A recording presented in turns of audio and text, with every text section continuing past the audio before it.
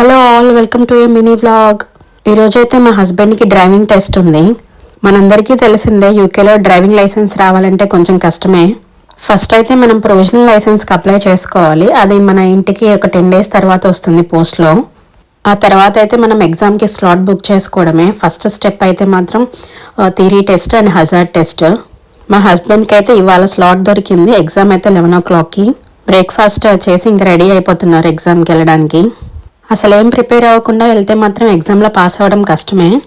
మన ఇండియాలో అండ్ యూఎస్లో కూడా అంటుంటారు కొంచెం డ్రైవింగ్ లైసెన్స్ ఈజీగానే వస్తుంది అని. బట్ ఇక్కడ మాత్రం చాలా స్ట్రిక్ట్ డ్రైవింగ్ లైసెన్స్కి. రూల్స్ కూడా చాలా ఎక్కువగా ఉంటాయి.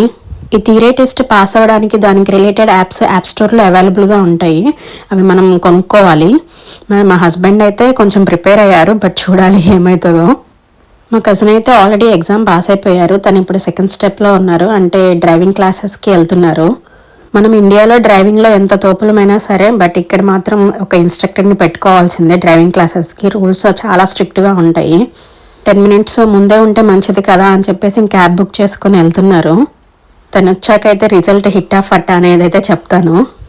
నాకు కూడా కార్ డ్రైవింగ్ అంటే చాలా ఇష్టము, బట్ భయపడతాను. ఎందుకు మనసులో చాలా భయం వేస్తుంది. మనం చేసే మిస్టేక్కి అవతల వాళ్ళ లైఫ్ని రిస్క్లో పెట్టినట్టు ఉంటుంది కదా అని. బట్ ఆ భయం అనేది పోవాలి. ఎప్పటికైనా డ్రైవింగ్ నేర్చుకోవాలని అనుకుంటున్నాను. ఇక్కడైతే డ్రైవింగ్ రాని లేడీసే ఉండరు, అందరు డ్రైవ్ చేస్తుంటారు. అందరికీ ఓన్ కార్స్ ఉంటాయి. హస్బెండ్ ఒక కార్ ఉంటుంది, వాళ్ళ వైఫ్స్ కూడా ఇంకొకటి.